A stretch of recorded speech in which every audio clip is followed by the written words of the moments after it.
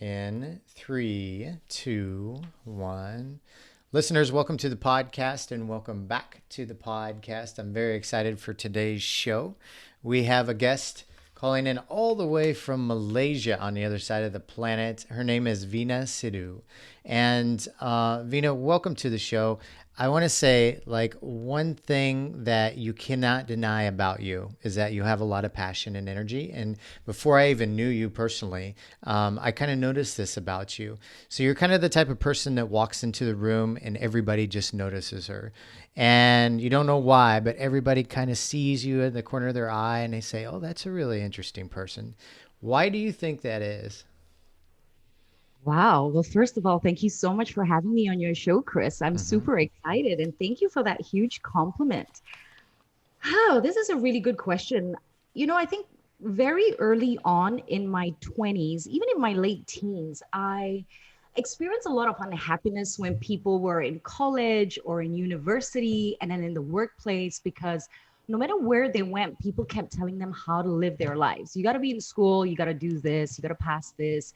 When you're at work, then you've got a boss or a manager. And something sparked in me, and I just realized that whether we're in school or whether we're in work, we're in a particular environment like Monday to Friday, 9 to 5. So, majority of your time is being spent in a very unhappy and non joy conducing environment. So, I kind of made a vow at a very early age that I was going to figure out what happiness was and how to cultivate this happiness no matter where I go. Because if you think about it, if we're unhappy from Monday to Friday, and then we only have Saturday or Sunday to recoup or run errands, we're just going to be perpetually stuck in an unhappy state. So I was always from the very beginning very passionate about either being part of, or later I learned building a lot of companies and teams that are conducive to happiness and that will then lead to productivity. So I guess I've been trying to practice this whole thing for the longest time. And where I go, I'm just all about joy and happiness and everybody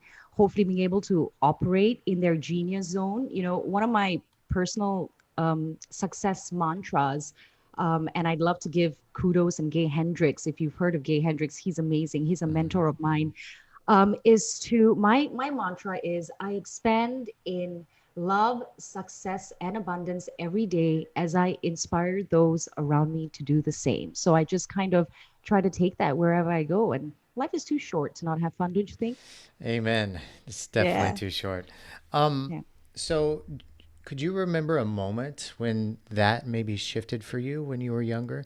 Maybe an experience you had from unhappiness that something happened and you thought, okay, Veena, I'm going to be happy from here on out or figure out how to be happy and experience joy more often. Yeah, absolutely.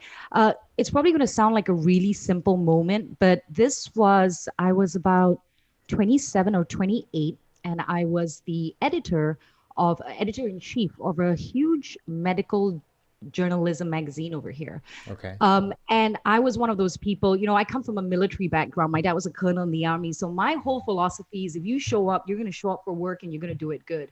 Now, as the editor, I would be there till late hours. I'd be working around the clock. You're always chasing timelines. You've got to get a magazine out at a particular time.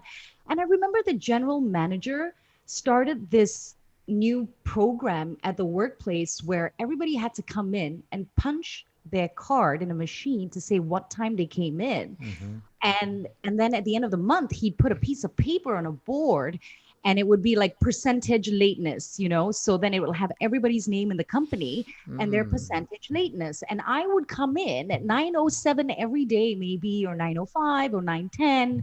But having been in the office the whole night before and only coming back at about 10 p.m. and clocking out at 10 p.m., and this thing came up on the board, and it was like, and I wasn't the only one. Most people had 100% lateness, and I was like 97% late. And that's when I was like, something's wrong with this Uh-huh. because I felt in that moment completely unappreciated, unseen, that performance was being measured on when you punch in and punch out, but not by real results. Mm-hmm. And that's when I think I started holding space. I put it out there and I said, I'm going to find a company that has the same philosophies as I do for what work performance and results is.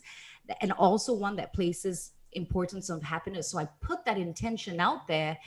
And then I would say about 3 years later, yes, it took a while. But, during that time, while there were companies that came to my radar, I didn't feel like it was the time to leave the magazine because I also wanted to learn everything I knew about every company that I'm in. It's just the way that I work. So I knew that the time was coming, and as soon as I felt like I could run a publishing house in my sleep, I'm gonna be pivoting. And so, fortunately for me, when there was that whole internet boom and a lot of print publishing was looking at going online, just as my company was resistant to the idea, they felt very secure in remaining in the print space and not looking at online publishing or online subscription. I heard through the grapevine of a wonderful company that apparently was just in my backyard called Mindvalley. So, a writer who used to work for me at the magazine ended up leaving the writer's publishing house. That's where I was. Mm-hmm. And joining Mindvalley and said to me, Veena, every single thing that you've ever said about company happiness and productivity and this new way of looking at building brands and companies, I met them. They're called Mindvalley. You might want to check them out. And then I did, and the rest is history, I guess. I've been playing with this concept that I think you'd like a lot. It's about, I'm a very happy person as well, and I like to make other people happy that are around me. When we're at conferences or events or hanging out or with the team or family, whatever. And I've been playing with this concept of being in joy, like how often we can be not like in the state of joy and experiencing that, and then shifting from a state of non-joy to shifting to a state of joy, and the things we can do to make that process happen quicker. And I love that because it's the same thing essentially that you're talking about, experiencing unhappiness when you were younger and then shifting to that and finding the place, the environment. But it is very dependent on environment, right? Yeah. If you're in a prison where nobody's happy and you're in solitary confinement, and you're being abused, it's very hard to experience joy on a regular basis unless you're like a super monk or something. But putting yourself in the right environment and surrounding yourself with the right people can change that. And that's essentially what you got when you moved to Mindvalley, right? The environment was much different. Yes, it Yeah. showed me possibility. Essentially, I think that when you change the way you look at things, the things you see will start to change. So before your external world can change, your internal world needs to change. And so it took a few years for my internal world to change. And then I started to see the external world very, very differently. So stepping into Mindvalley just showed me possibility. But I always knew that there is more, and I Mm-hmm. think it goes beyond your workplace. It's a way of being. Now, I love this thing that you say about this state of joy. Uh, Going back to Gay Hendricks, he has this. He's got this great book. It's called The Big Leap. And in The Big Leap, he talks about how, you know, everybody's psychological state is conditioned, perhaps the first 10 years of their life or whatever that is, the key things that happens in your life when you're 7, 8, 9, 10, up until that stage. And this is where our thermostat for happiness gets set. Based on the Okay. things that we see, our thermostat gets set somewhere, we decide where that level is. Now, as we experience life and as we experience joy, we may go beyond that thermostat, something that's super happy that we've never experienced before. We go beyond that thermostat, but without realizing it, because we have this internal thermostat, we recalibrate. And that Yeah. recalibration could sometimes mean sabotage. That recalibration is just trying to distract yourself from something happy, then looking at something that just kind of brings you back to that lower state of happiness, which is a subconscious thermostat that you set for yourself. Now, the question is, how do you break through this thermostat? And this Right. is what Gay Hendricks calls the upper limit problem, right? Because this is your thermostat level. And when you go beyond that, that's the upper limit problem. Every time you go above that limit, you have a problem and you bring yourself down to that. So he says that with this thermostat that we don't realize that we have, we experience life with extreme joy then extreme sadness, extreme joy, and then extreme sadness. And we go between this limbo thinking that it's okay. You got to have Mm-hmm. high highs and you got to have low lows. But that's not true. So Gay Hendricks then says, it is possible to live in a perpetual state of joy. And the way to do this is to identify what your upper limit problems are. Now, say, for example, you know you have an upper limit problem if you say something like this: oh, my work is great, my money is great, but I just can't find someone to love. Or I've got the perfect family, I've got the great job, but damn, this pain in my neck, it just doesn't go away and I can't work out and I've got this health problem. Or every time you say your life is perfect in a particular area, but it's not in another area, then you know that there's an upper limit problem lurking, because Mm-hmm. what's keeping you from being committed to fix those areas that are not going well. So, yeah, something to think about. I love that. So when you realize you have an upper limit problem, what Yeah. are the things that you do personally to break through that and shift that? Well, I think it's the mental conversation that you have with yourself. We need to learn how to step outside ourselves and look at ourselves like a specimen, or maybe our best friend, or a little child under the age of 12 that you want to give advice to step back and say, I believe that I'm dealing with an upper limit problem. And I'm going to go inside and see what that's about. I think a lot of times we don't want to admit we have a problem. I remember the first time I jumped into this conversation with Gay, we were on a call Mm-hmm. and he was like, so what are your upper limit problems? And I was like, whoa, I don't have any, I Gay, don't. but because you're important and I'm you're smart and special. but because you're important and you're smart and you're successful, I'm going to take that question seriously and let me get back to you on that. And I started to think about it. And then I realized that if you ask me how my friendships are going or how my work is going or how my money is growing, my answer would always be great and amazing. But then there were areas in my life that weren't going well. You know, some really close relationships to me, perhaps people who were the closest to me, I may not have been honoring those relationships as well as I could. My health was on the sidelines. You know, I would like work so hard, I'd forget to eat, or I'd have a pain Mm-hmm. in my body and not address it. And I would always say, no, but I'll worry about that later and I'll do this. And, you know, everybody will understand. But I just realized that that was an element of myself that I was not caring for. And that is in itself an upper limit problem, because how can I be in a perpetual state of joy if I love my work, but I'm doing it with this shooting pain going down my neck or my arm and, you know, things like that. Yeah, absolutely. So then, okay, so you have you've recognized your upper limits, and Yeah. then so what do you do to shift those to create new habits around there? Do you say, okay, so I have this pain in my neck, so I'm going to start a yoga class, or I'm starting to do yoga once a day? What's your process for that? Well, it's a couple of things because everything connects to each other. So if you're having, say, let's use health as an example. So my work and life and everything's going great, but my health may not be so great. It's beyond me not addressing my health. There's a motivation factor that's missing. There's a drive that's missing. Essentially, there's a commitment that's missing, right? Mm-hmm. You are committed to making your business successful, but why are you not committed to making your body successful? So it goes beyond just saying, all right, here's the top 10 things I'm going to do for my health. It's the why behind it. So having to go deeper.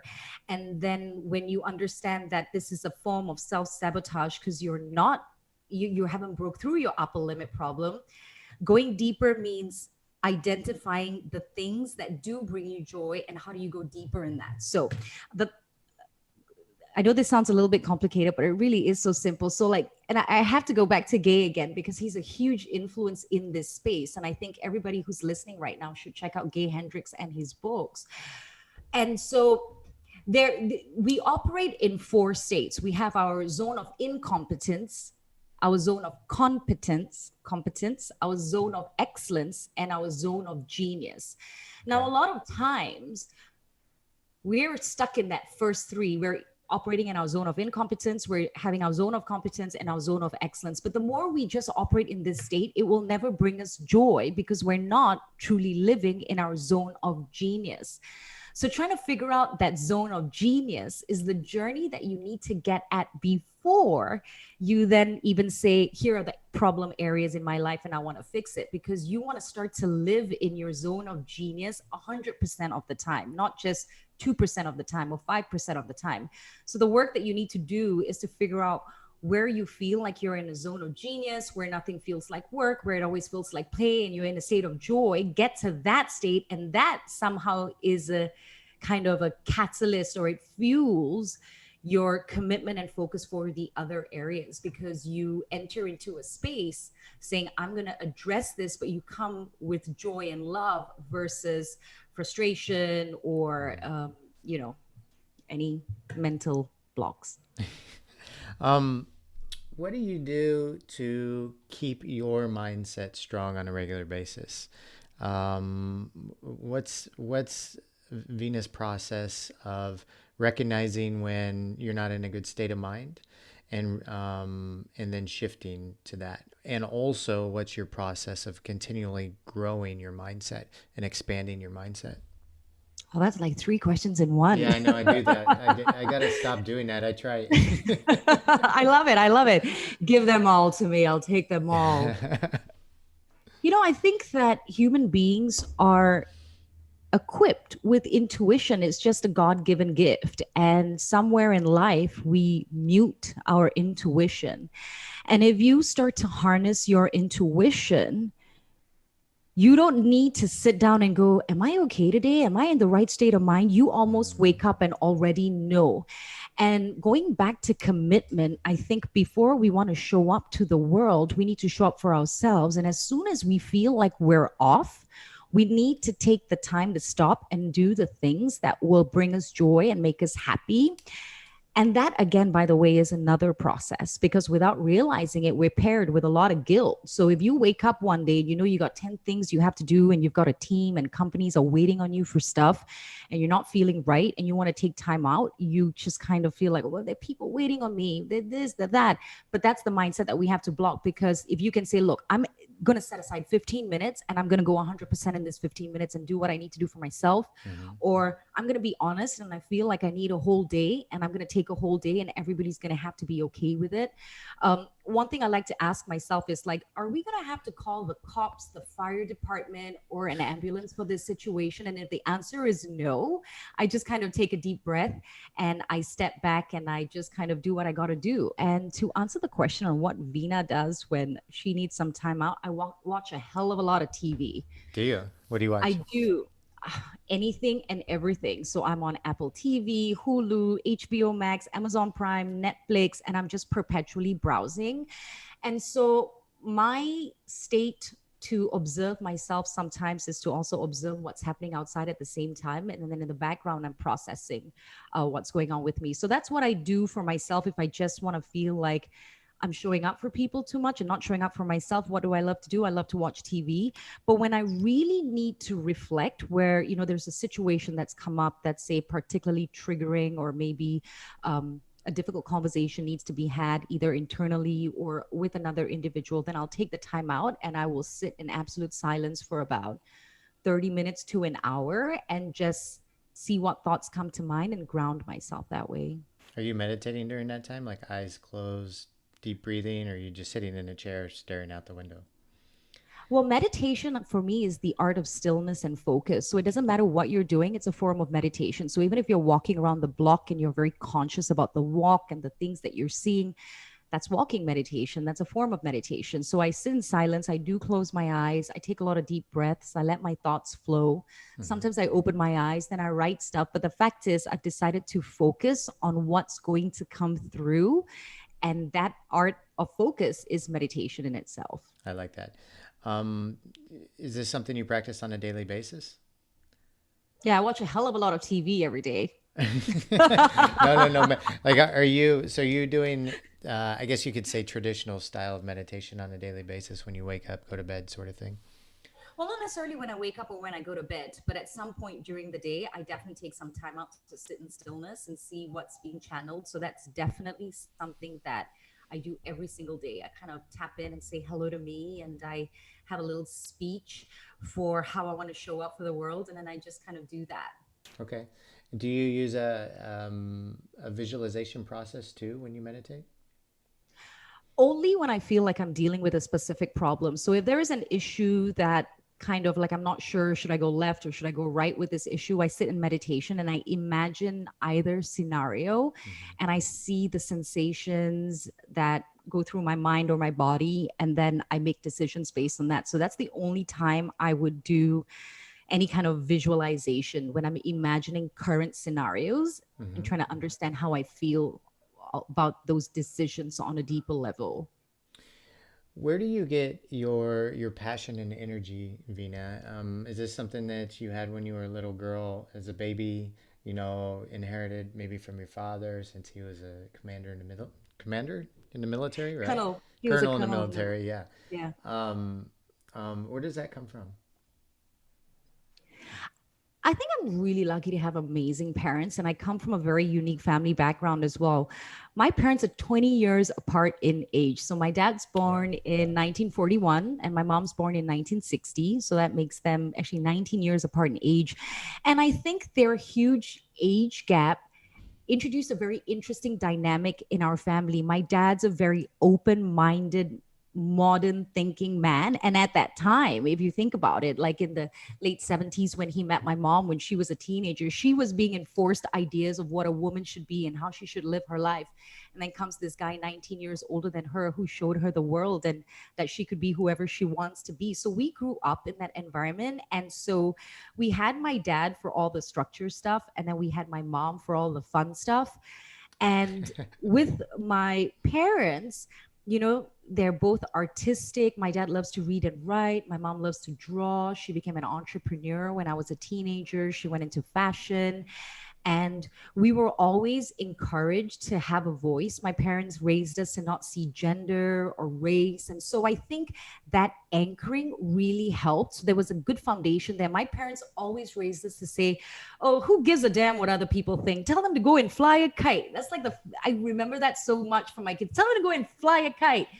And so I was lucky growing up, I think, and even now as an adult, I can't help but care what people think, just like all of us, because there's part of that programming that, people call you out on social media, regular media, anything, you feel like you're being held to a particular standard. So I still struggle with that, but it's so reassuring to know that even if I did something and I said, everybody can fly a kite, I'm going to pursue this, I know my parents always have my back. And so I think as long as you have a group or a community that holds space for you, Hmm. you can do anything. So I think that kind of helped with that joy and the quest for joy. Do you have a regular goal setting process? Oh, yes, absolutely. I think it's super important. It occurred to me as I hit the executive level in companies in my late 20s, a lot of us would do these exercises and goal set for the companies. But then why were we not looking at ourselves like a company and Hmm. doing specific goal setting exercises like that? Every time someone did goal setting exercises for themselves, it was always like seemingly very personal, which I think is really important. But what if we looked at ourselves as a company and we goal set from various angles and elements? And so every year, I try to sit down and I redo my goal setting exercises. And my favorite one to do, it's the most simple, I like to keep things simple, is Mindvalley's three most important questions.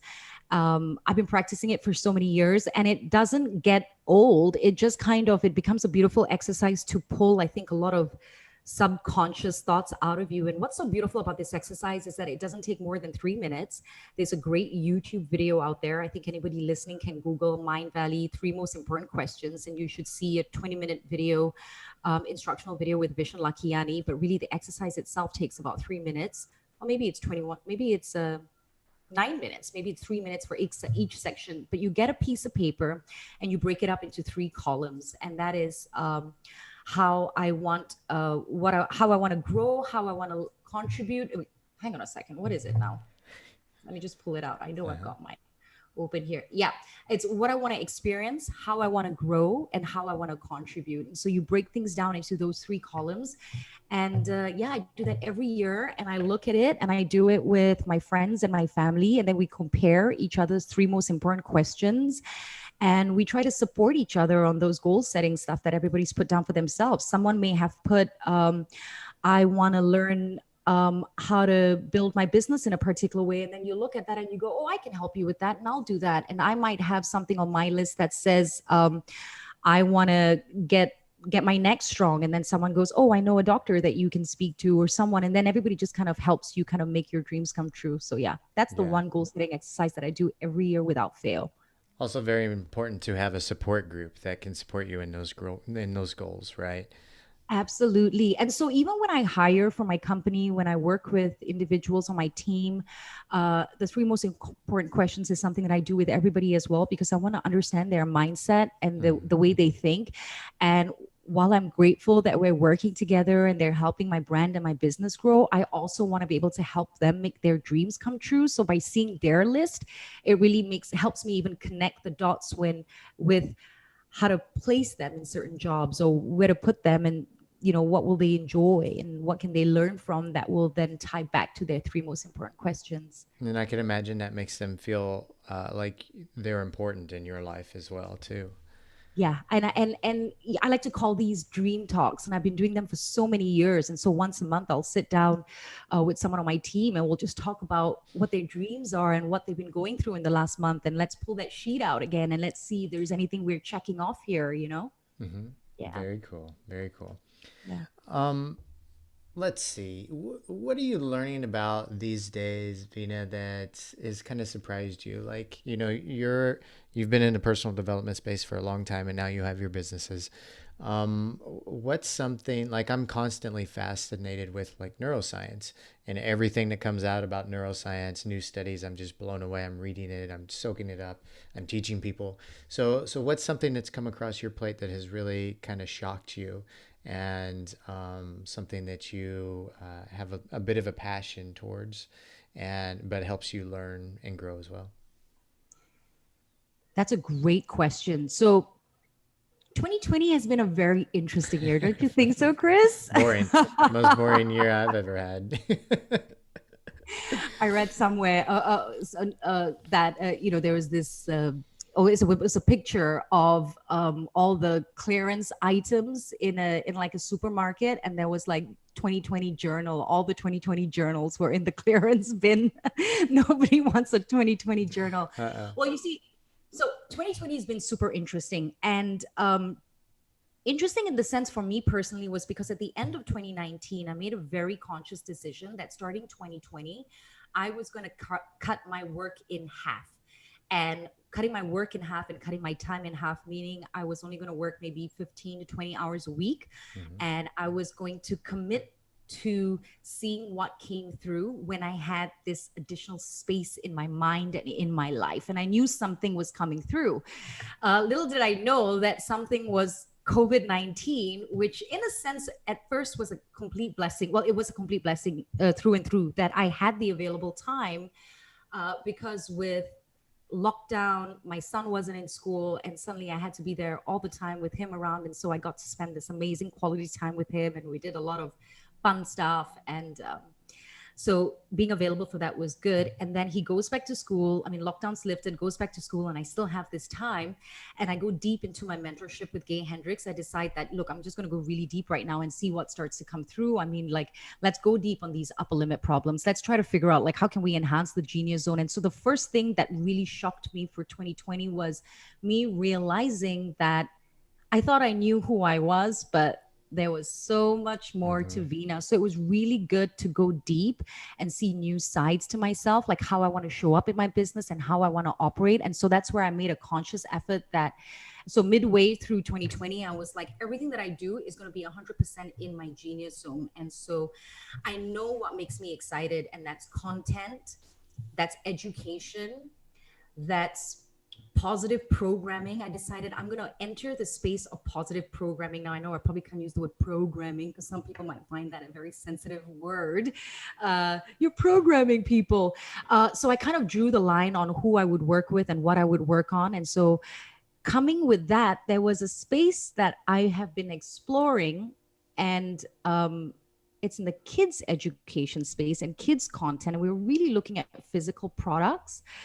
books and things that are textured and whatnot. And then 2020 also, as I started to reimagine myself as an entrepreneur and a businesswoman, I started to reimagine every single business that I was dabbling in. And I just realized that technology is the space to play in. And I've always been playing with technology, but I've decided that everything that I'm going to build from here is going to have some element of technology, because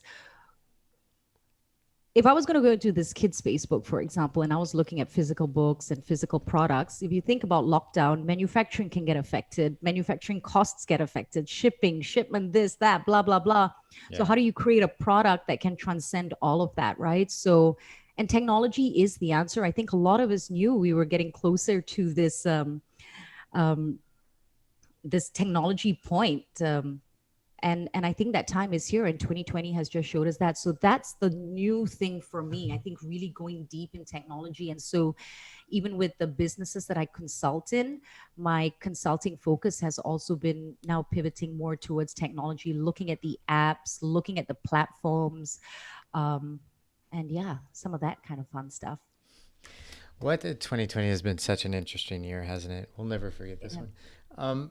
What's one lesson, Veena, that you've learned that's really impacted your life that may not be like such mainstream wisdom or teaching?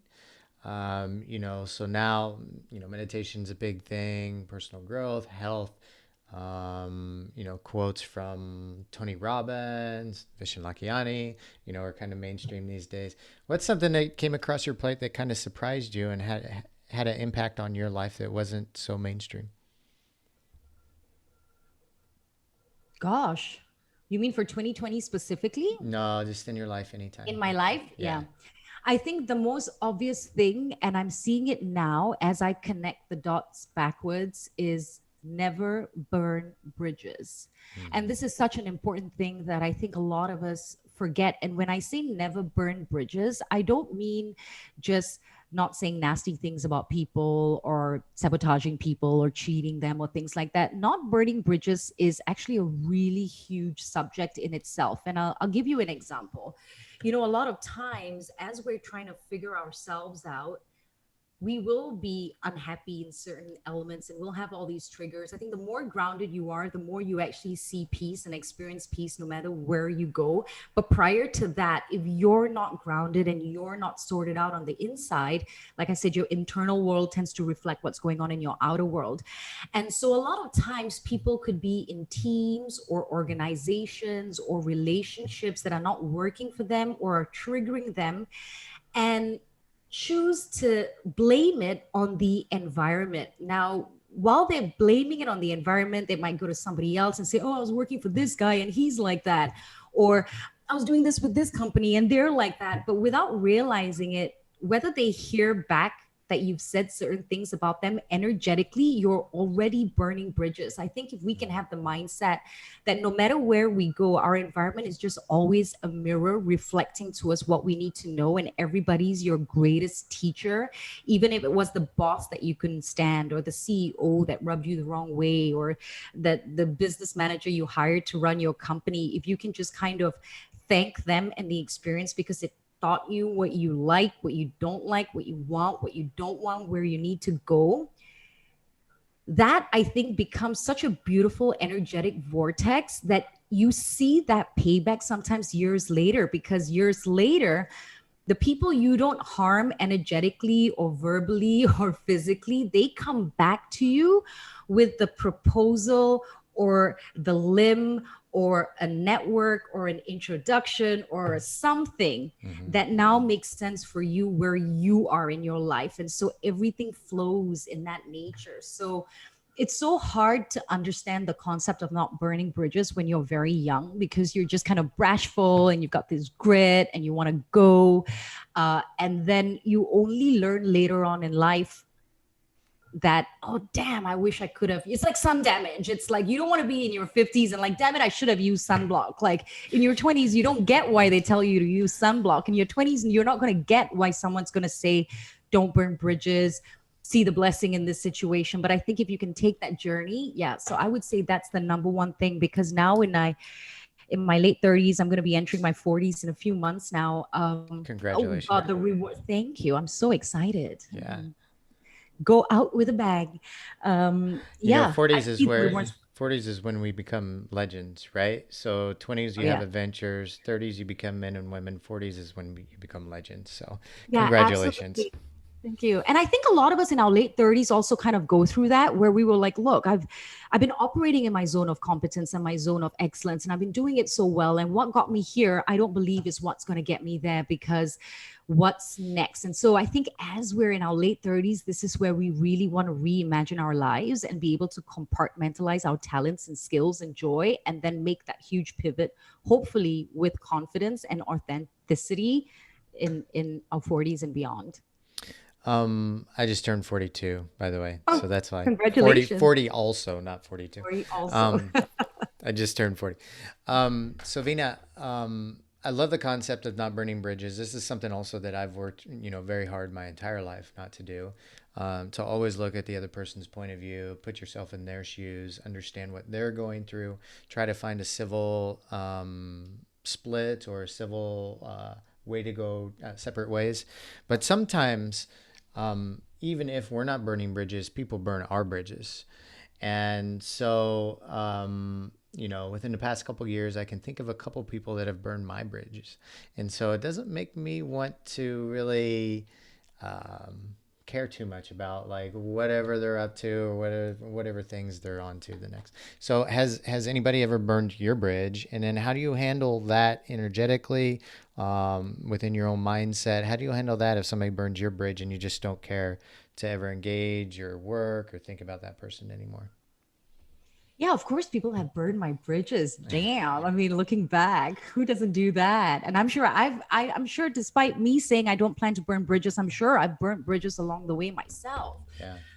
I think a great book to read is The Four Agreements by Don Miguel Ruiz, and in it, I think he just kind of just breaks it down in such a simple way, like how you can just kind of look at life. And one of the agreements is it's not personal. So a lot of times when somebody comes at you at something, even if they say something personal and it could hit you below the belt, or maybe they've dishonored you, or even maybe even stolen something from you, or disrespected you in some form, it actually is not about you. It really is about what's going on with them. And hurt people.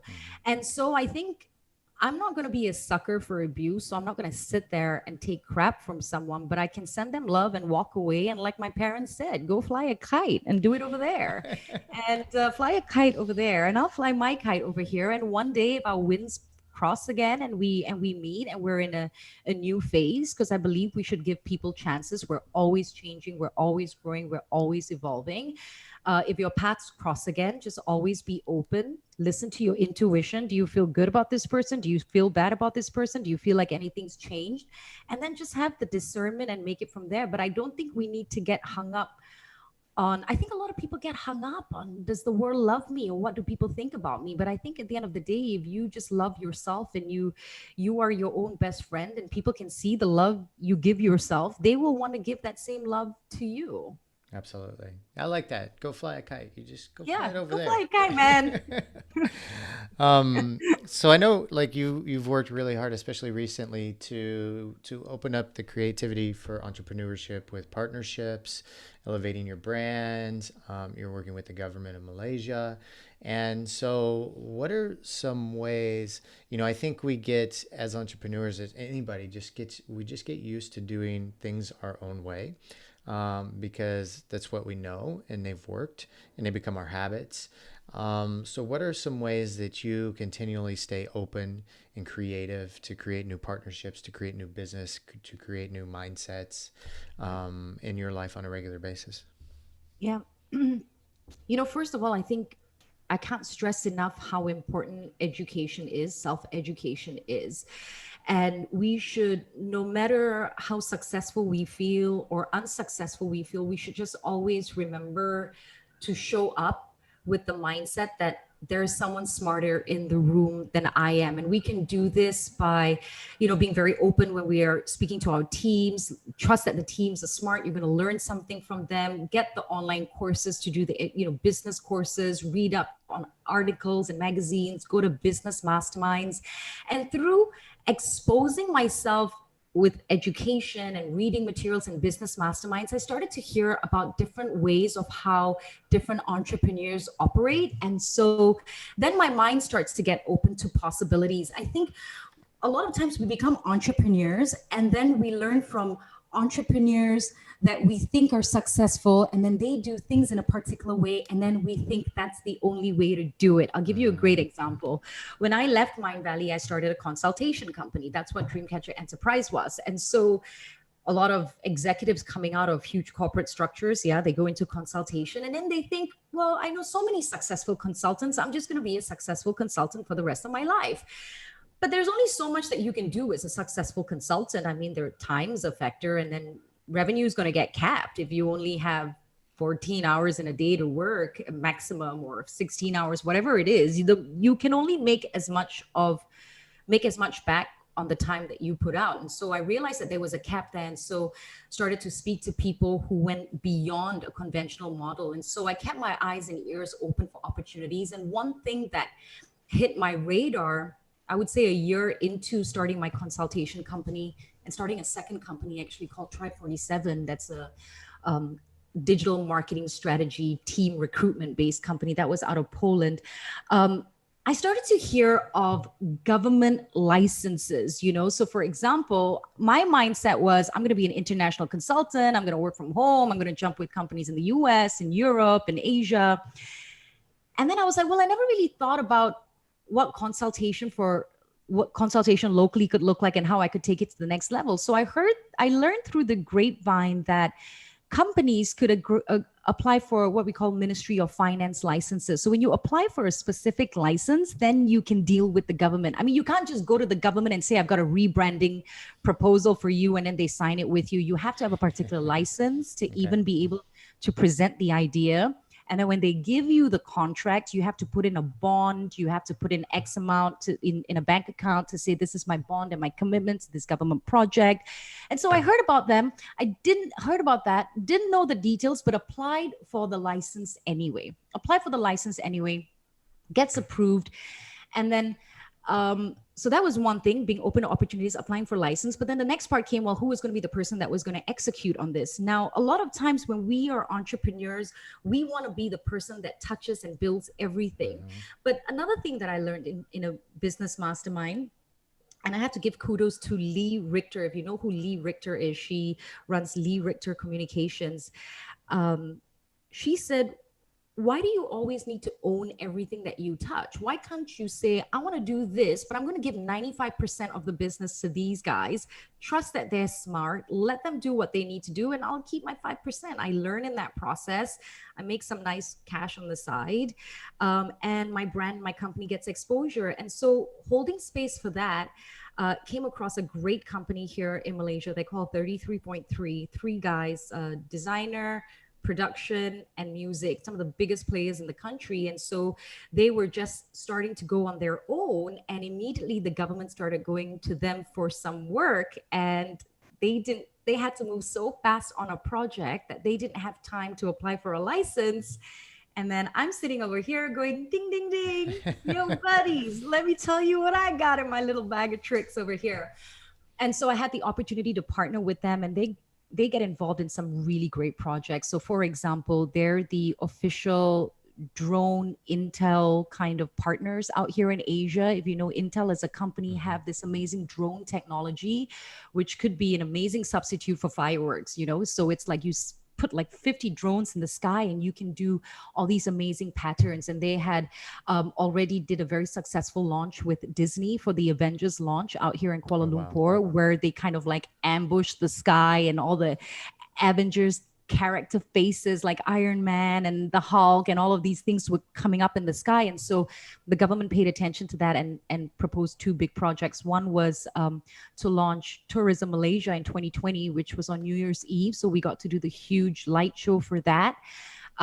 and the other one was working with one of the states here in Malaysia to the states that were going to be the state of Johor was going to be hosting the Malaysia sports, national Malaysia sports. We have our own national sports. It's called Sukma. They were going to be hosting it, and so they wanted to rebrand their state uniform and merchandise and logo, and then they wanted to have this big launch in the stadium with the drone show. So getting involved in things like that, and I don't do anything except I get to sit down with a bunch of smart guys and hear what they're doing, and then they pick my brain here and there, and so I get exposed to a lot of things, but yet it's what adds to the valuation of my company in the end. So what I would say to a lot of entrepreneurs is start with what you know, but be open to being open. And luck is when preparation meets opportunity. So there were things that I did at the very early on, like applying for licenses, or networking with someone who may not be in my circle. Maybe they're not in the online education space. Maybe they're in fintech, or maybe they're in they rebrand government projects or things like that. Just kind of being open to being open, and then as time passes you see how you can connect it all together. I Did love I that. answer the question? Yes. Yes, you did. What keeps you grounded besides TV? I like to do a little mental exercise every once and again when I feel like, am I grounded? Am I not grounded? What's going on? Is I sit in meditation and I imagine that this is my last day. I Mm. imagine that today is my last day on earth and I'm going to die tonight. I'm going to go to sleep and I'm not going to wake up. And so I start to think about how I'm leaving the state of everything in this moment. How are things going on with my son? What's going on with my family? What's going on with my friends and my colleagues and my peers? And am I going to die happy? Am I going to die proud? And if in that moment I feel like I'm not happy or proud, then I know that there's something that I need to fix. And something about feeling like this could be your last day and you're saying goodbye and thank you and you go through that whole thing is such a grounding exercise, especially when you're doing a meditation, you're imagining that you're going to die. Then you're like, holy shit, what if I'm manifesting this and I'm going to go to sleep tonight and I really don't wake up? And then Yeah. you wake up in the morning and it's like looking at the world through like rose-colored lenses all over again, because you're like, oh, thank God I woke up. I didn't get that heart attack. I didn't manifest my death. And I'm grateful for what I realized yesterday. So I would say that's my grounding exercise. Every time I feel like I'm going off track, I sit there and I imagine that this is my last day on earth. And how do I feel about that? Wow, Very that's humbling. powerful. Yeah. Yeah. Some crazy I, shit, man. I, You might need I, to smoke some weed and drink champagne afterwards. you're like, yeah, I made it. Woo. um, Yeah. Yeah. You wake up in the morning, you're like, I'm still alive. Spark a big one. wake and bake, wake and bake. Yeah. Wake and bake. Um, WB, we call it WB.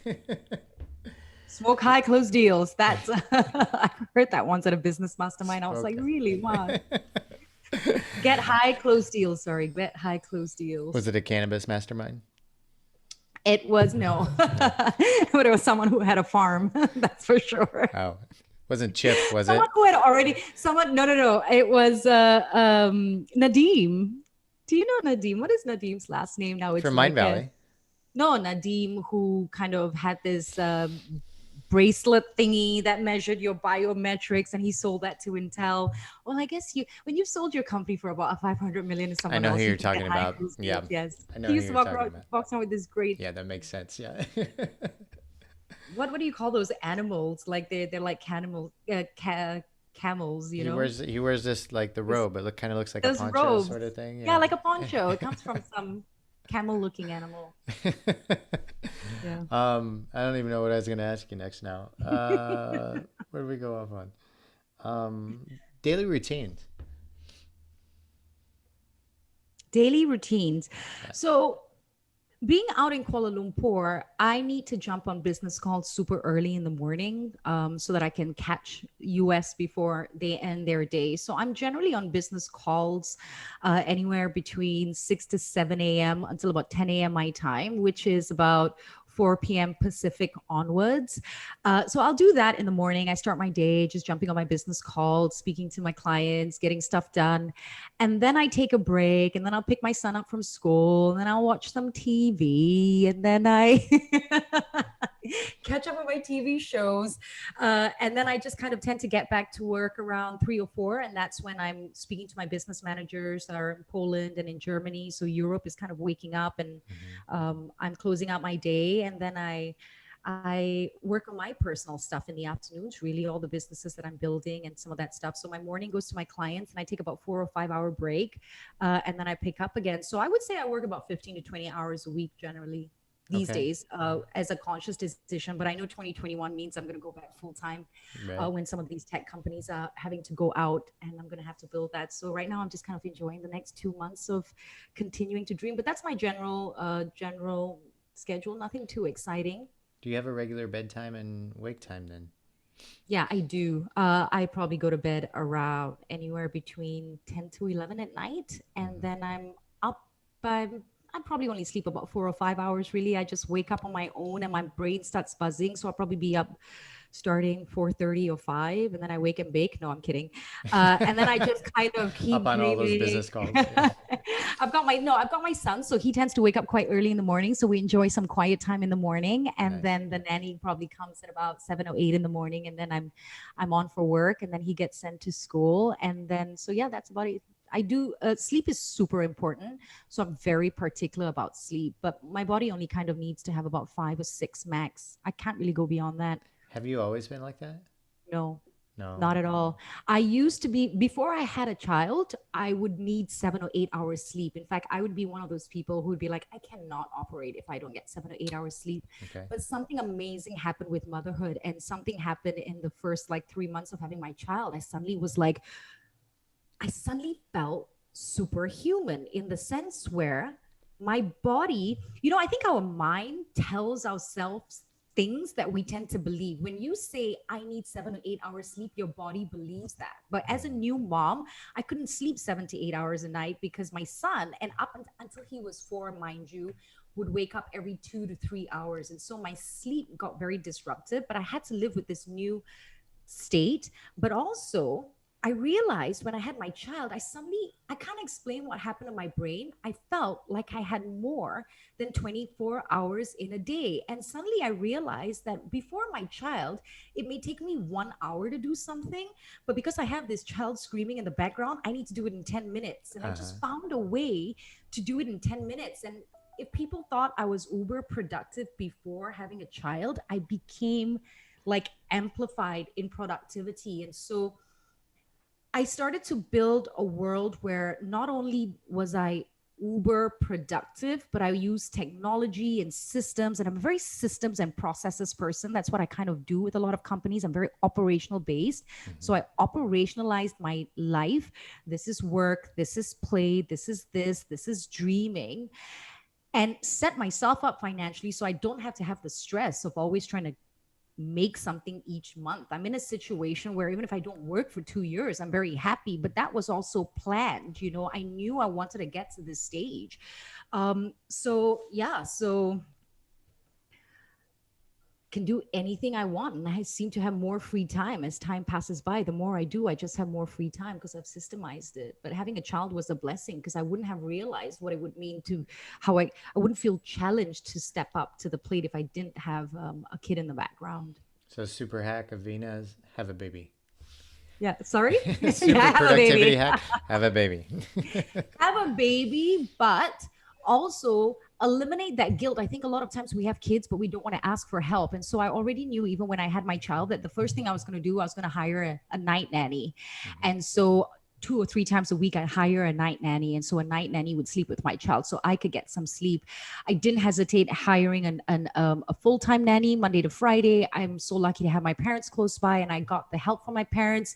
And I got over the guilt of asking for help. And also, it was not about the quantity time that I had with my child, it's the quality time that I have with him. Mhm. So I would say Monday to Friday, I probably only spend maximum 4 hours hands on with my child here and there, but it's the best 4 hours. And I'm not on devices, and I'm not doing anything. We just watch a lot of TV together too. That's why you watch TV. That's the real reason. Veena, I think I'm going to wrap up there. I think this has been an incredibly inspirational, motivational podcast, and I've really enjoyed picking your mind and learning more about you. Any final tips for the listeners before we wrap up?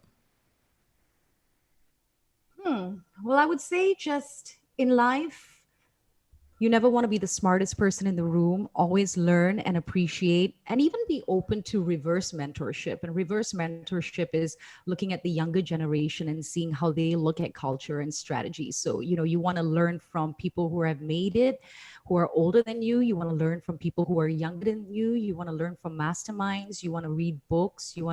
So always be a student, number one. Number two, never burn bridges. Always just hold space for any area that you're in and know it's always happening for a reason. It's happening for you, not to you. Always be diplomatic and figure out what your genius zone is. And that is a journey and you can't rush it. And make the commitment to sit down and figure that out. And when you can figure that out and tap into it, I think the world's your oyster, because when you're really in your genius zone, you show up in joy, in love, and if it inspires others to do the same, then I think it'll be a win-win. So those are the three main things I would leave most people with.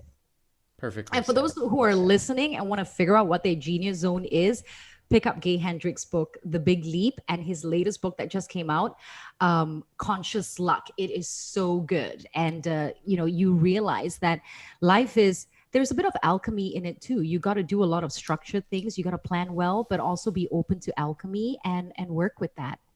And I'm gonna Conscious Luck's a lot about that. I like the name of that book. I'm going to check that out. Cool. Okay, Veena, thank you so much for coming on the show. Thank you for sharing all your tips and tricks and wisdom with us. If the listeners want to reach out and learn more about what you have going on, where's the best place they can find you? Well, you can check me out at veenasidhu.com. That's VEENASIDHU.com. And in a couple of weeks or months, well, maybe in a couple of weeks, my website will be kind of redone. And so a lot of the other stuff that I do that hasn't been on my site for a long time will start to show up. So you'll see stuff that I do on consultation, strategic partnerships, and also the mentoring program that I have specifically for female executives and leaders. So yeah, so check me out at veenasidhu.com. But if they need me, they can always hit you up too. I'm 100% off social media. So whoever's listening, don't even try to hit me up on Instagram or Facebook because I ain't going to reply. Genius. Yeah. Very, very So on smart my of you. website, there is a contact form, or LinkedIn. I'm there. So Yeah. I love people that are off social media. I can't get off it right now, but I love yeah. people that are off it. Like it's just such a smart play. Oh, it's been a blessing. This November is going to be my 1 year anniversary. And I realized that if I stopped paying attention to what was going on the outside, it amplified what I saw on the inside. So it helped me grow. In fact, I feel that I got more creative in business and mindset when I switched off social media. I like that. I'm gonna have to Yeah. try that out actually. Yeah. Okay, Veena. Delegate, Chris. Delegates. Veena, thank you so much for coming on the show. Thank you for sharing all your time with us. Really appreciate it. And Thank you so much. listeners, we want to thank you guys for tuning in once again, and we'll see you on the next episode. Goodbye, everybody.